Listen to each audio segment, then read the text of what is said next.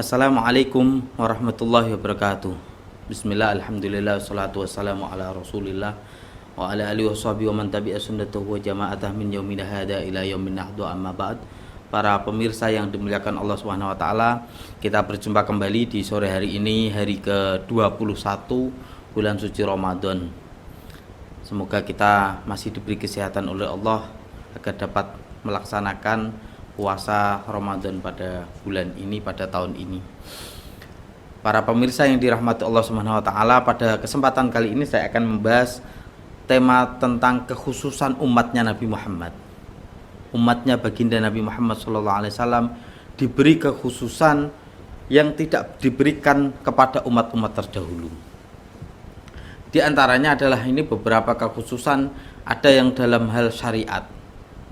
Yang pertama adalah qat'u maudi'in najasah. Kalau zaman umat dulu, umat zaman dulu, kalau pakaian itu kena najis tidak bisa disucikan dengan dicuci pakai air, itu nggak bisa. Ya, umat Nabi Musa itu kalau kena najis, kena kotoran pakaian, itu harus dipotong. Kalau kita kan enak hari ini, kena najis bisa dicuci.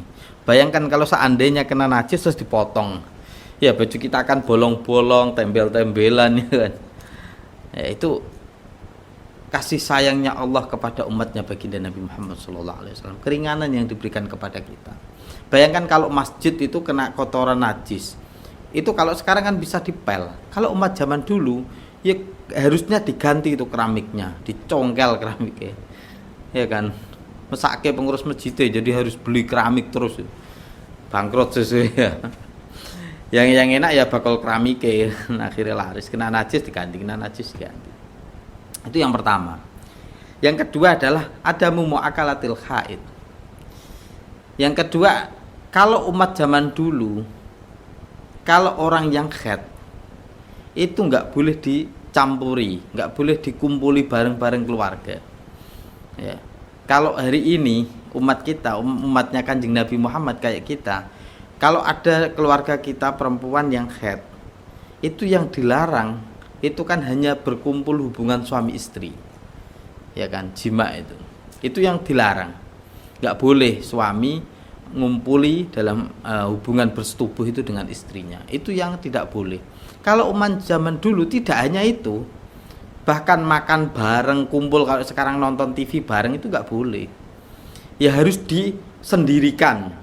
Ya kalau bahasa sekarang ini, dapat bahasa selama corona itu ya diisolasi, ya diisolasi itulah.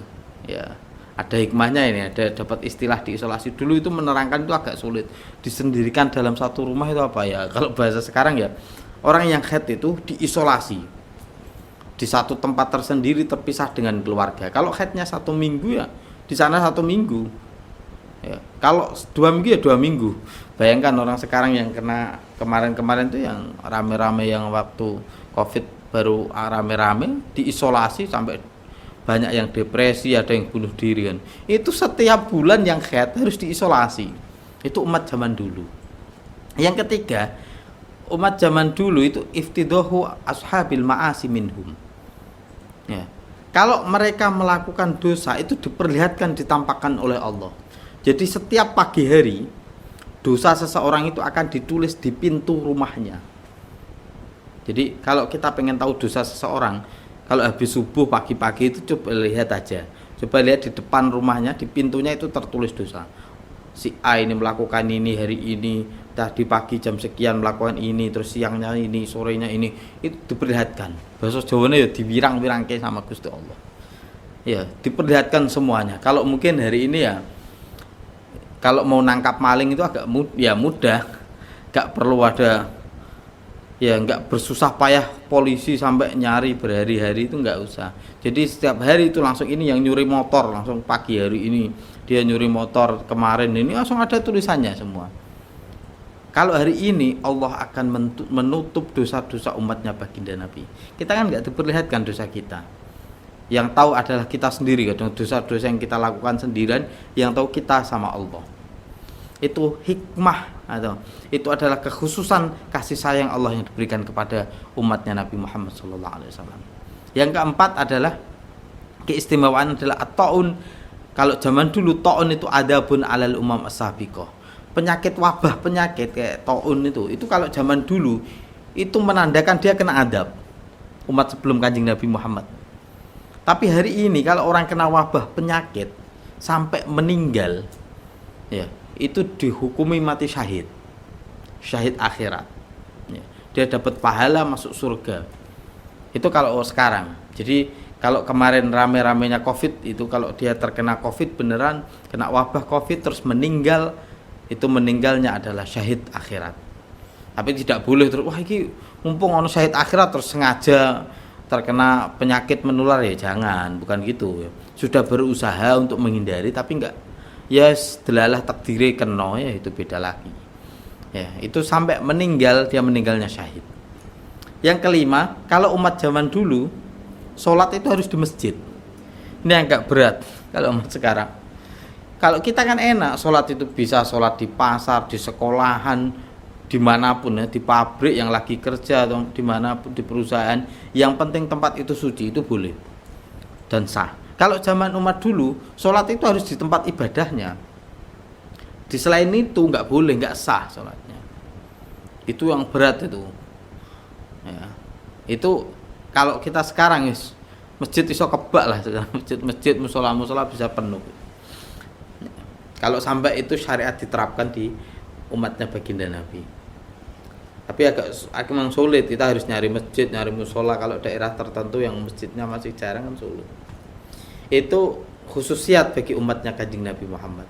Yang selanjutnya yang keenam, umat dulu kalau melakukan dosa, pengen taubat itu dengan cara bunuh diri. Ya, itu qatlun nafsi bitaubah. Sebagaimana di surat Al-Baqarah ayat 54 diterangkan, fatubu ila bari'ikum faqtulu anfusakum.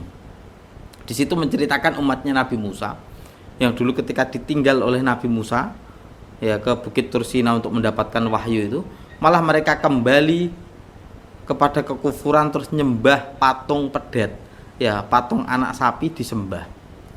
Zaman umat Nabi Musa. Itu ketika Nabi Musa sudah balik, terus mereka pengen taubat. Itu taubatnya penebusan dosanya harus dengan cara bunuh diri.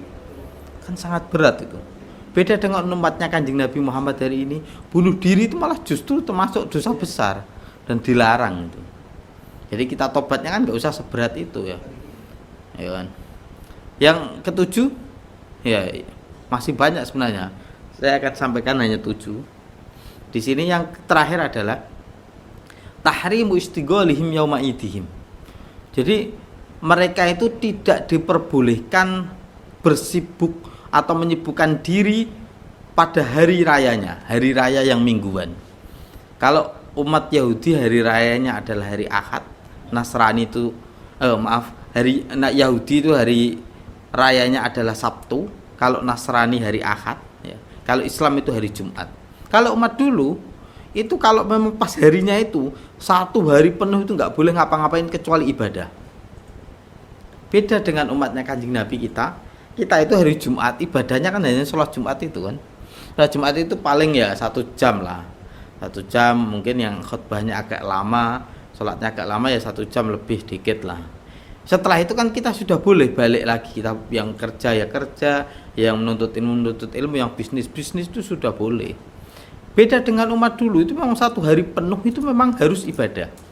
Pada zaman umatnya Nabi Musa, pas hari Sabtu harusnya mereka ibadah sehari. Itu ada yang nggak ikut ibadah, ada yang nggak ikut ibadah itu, malah mancing gitu. Itu diterangkan di surat Al-Baqarah ayat 65, ada di Al-A'raf ayat 163. Yang di Baqarah itu kunu qiradatan khasiin. Jadi umatnya Nabi Musa yang hari Sabtu itu tidak ngibadah, terus malah mancing. Ya, itu langsung disabdo menjadi kera. Ya. Karena waktu itu di beberapa tafsir dijelaskan dari Sabtu itu delalah waktu itu. Iwake wakih. Ikannya itu banyak sekali. Jadi mereka itu mancing akhirnya. Terus disabdo menjadi ketek atau kera. Tapi di beberapa tafsir dijelaskan kera itu enggak sampai umur panjang. Hanya beberapa hari terus meninggal. Itu beratnya. Kalau hari ini seandainya diterapkan umatnya Kanjeng Nabi terus gak Jumatan, terus disabdo jadi ketek. berapa banyak yang jadi kera. Ya kan, ya kita alhamdulillah syukur kita menjadi umatnya baginda Nabi Muhammad SAW, sangat bersyukur ya, sebab kita dijadikan sebagai umat beliau. Banyak bersyukur, cara mensyukurinya diantaranya adalah kita memperbanyak membaca sholawat kepada baginda Nabi Muhammad SAW dan berusaha ya sekuat tenaga semampunya pastinya mengikuti apa yang dilakukan oleh beliau baginda Nabi Muhammad SAW. Demikian ngaji bareng Ma'arif di YouTube Ma'arif NU Jateng pada kesempatan sore hari ini. Semoga ada barokah manfaatnya. Dari saya cukup sekian, akhirul kalam. Wallahul muwaffiq ila aqwamit thoriq. Wassalamualaikum warahmatullahi wabarakatuh.